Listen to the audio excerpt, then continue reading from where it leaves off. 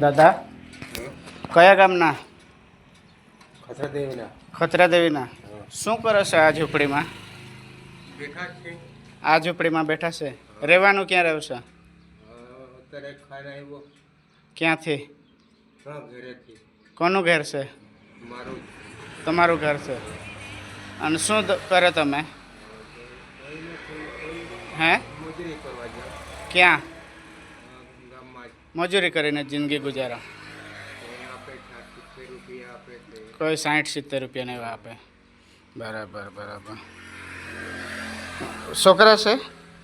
હા, 2 છોકરા છે. શું કરે? એક આ બાજુ બુધવાળા રહી, હા એક જામ કે રહી. બરાબર.